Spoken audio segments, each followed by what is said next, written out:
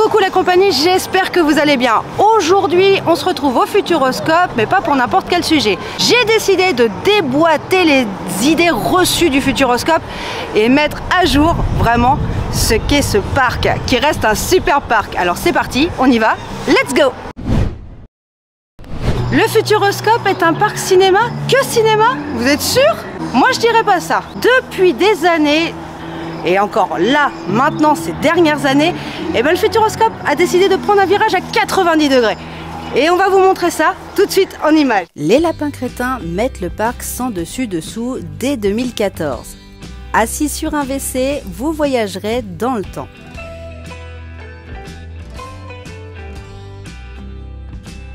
Découvrez comment les peintures dans les grottes ont été créées, visitez différentes époques et revivez des scènes cultes comme le premier pas sur la Lune ou encore le Titanic version lapin crétin.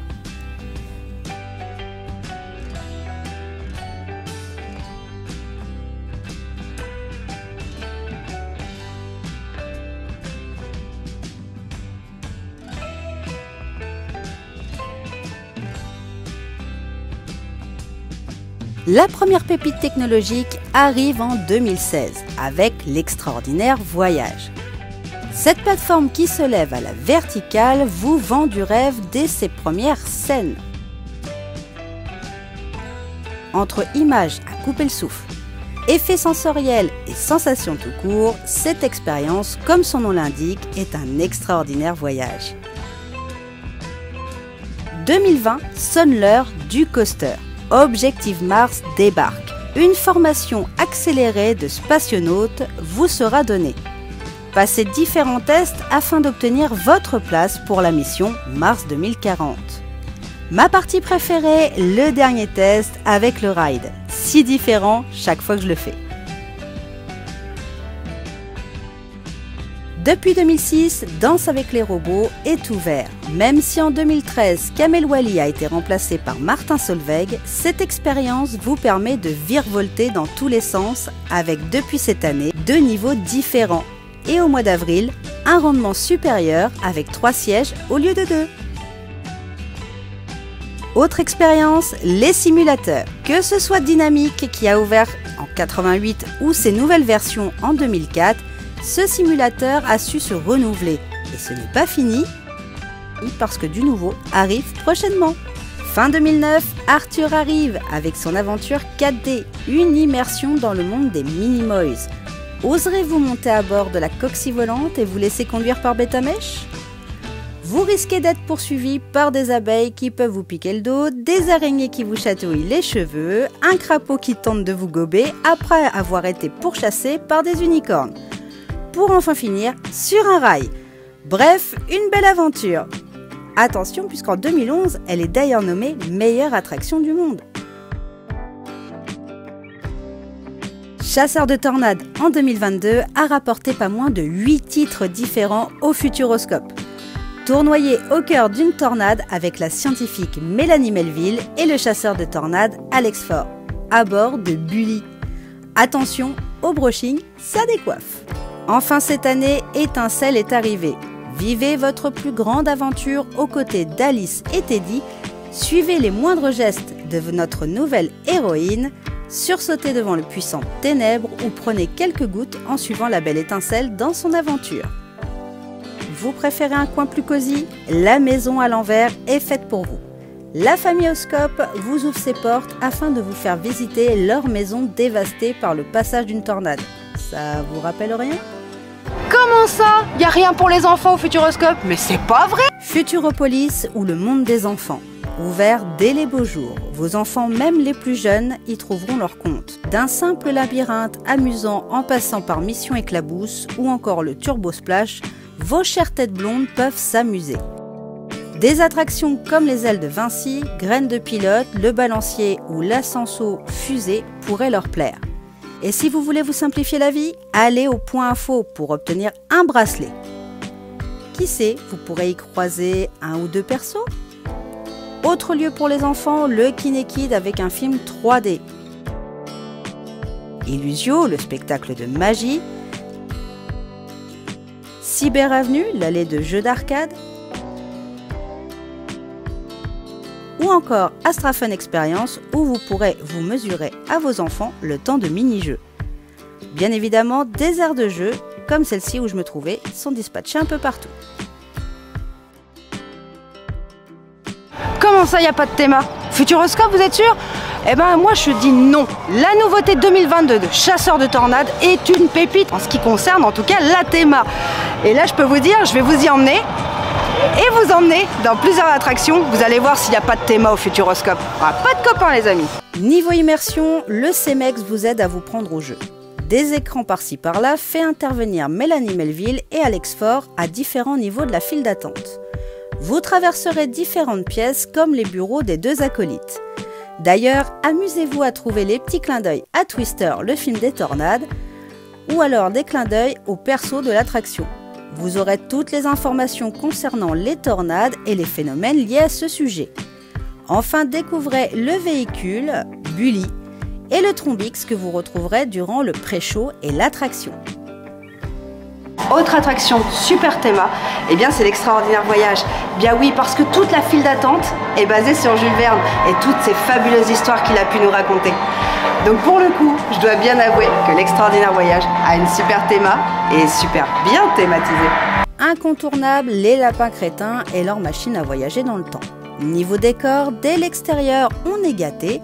Un sous-marin à moitié dirigeable, des taupières ou encore des jeux incongrus nous attendent dès la file d'attente. À l'intérieur, vous découvrirez un musée revisité avec des tableaux animés.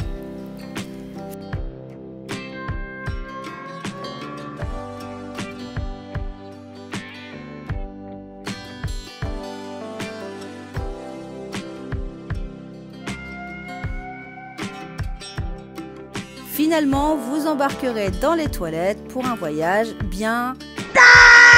Choc cosmique. Là aussi, la théma est dingue. Des informations sur l'espace sont présentes un peu partout. Un satellite avec nos planètes les surveille. Un module vous y attend également et vous pourrez en apprendre plus sur ce qui est fait dans l'espace. Bien sûr, vous pourrez compter aussi sur Laurent Deutsch pour vous guider.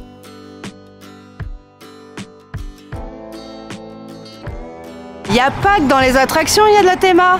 Dans les restos aussi. La table d'Arthur, la crêpe volante, l'atelier des saveurs. Bref, comme vous voyez, même dans les restos, ça reste thématique. Alors, tous ceux qui me disent que Futuroscope n'a pas de théma, je crois que faudrait revoir un peu votre jugement. Faut savoir que Futuroscope se renouvelle chaque année. Il n'y a que 2 années concrètement où Futuroscope n'a pas annoncé de nouveautés. Là, les années à venir, c'est du chamboule-tout. Le Studio Grill est remplacé cette année par le restaurant Miam. D'ailleurs, il me tarde également de goûter sa nouvelle carte. Les Ecology, une nouvelle façon de séjourner dans ce parc aux multiples dimensions. Nature et calme berceront vos jours et vos nuits. L'Aquascope est un nouveau parc aquatique, nouvelle génération qui me tarde de voir. Un nouveau spectacle arrivera l'an prochain en remplacement des Mystères du Cube. Mission Bermude accueillera un water coaster. D'ailleurs, vous pouvez voir déjà les travaux en cours sur le parc. Le dernier point que nous allons aborder, c'est un pêle-mêle. C'est une sorte de FAQ qui m'a été posée sur Instagram ou alors TikTok ou encore YouTube. Donc je vais y répondre au mieux. Mais les questions souvent qui sont revenues, ce sont: il n'y a pas de personnage. Des personnages sont dispatchés dans tout le parc. Arthur et Sélénia sont soit devant leur attraction ou aux alentours, soit dans la file d'attente de l'attraction. Ça reste un cas rare. Les lapins crétins habillés de différentes façons, mais toujours aussi foufou. Darko et Elastica peuvent se retrouver à Futuropolis ou devant le Kinemax. Durant Futuroween et à Noël, vous pourrez croiser le chemin d'autres persos. Enfin, cet été, il n'est pas improbable de croiser danseurs et musiciens sur échasse ou en balade. Et on y vient comment au Futuroscope? Il est possible de venir en voiture. Attention, le parking, si vous ne résidez pas à l'hôtel ou si vous ne possédez pas de carte club, est payant à hauteur de 9 €. Avant 16h30. Deuxième option, le train. Et oui, il y a une gare qui permet d'accéder au parc directement via une passerelle. Si vous décidez ou n'avez pas le choix de descendre à Poitiers, il vous suffira de prendre le bus 1 ou 21 ou encore le E le dimanche. Et ainsi, vous serez dans votre parc au bout de 30 minutes environ. Pour descendre, il suffit de prendre l'arrêt Futuroscope LPI. Trop cher! Une entrée prise sur internet coûte 57 € sans réduction carte club pour un billet date libre. Pour un billet daté, 33,60 € et à partir de 17 h, ça passe à 25 €. Attention, sur place, les prix des billets sont moins chers. Enfin, la carte club donnant accès durant 15 mois au parc et permettant des réductions coûte 125 € et au moins, pas besoin de réserver. Ça, c'est rien. En résumé, vous l'aurez compris, on a beaucoup d'idées reçues sur certains parcs. Le Futuroscope, c'est autre chose que les idées reçues. Et effectivement, je vous ai prouvé tout le long de cette vidéo que c'était pas le cas de tous les on-dit. Ne les écoutez pas, jugez par vous-même, allez dans un parc et de là, vous pourrez vous faire une idée. Concrètement, le Futuroscope, moi je le valide, j'en suis tombée sous le charme. C'est pas pour rien que j'ai pris une carte club. Bref, dites-moi en commentaire si cette vidéo vous aura plu, si vous en voulez d'autres sur d'autres parcs. En attendant, je vous fais de gros bisous, gardez le sourire et à très vite pour une nouvelle vidéo. Allez, bisous mes amours.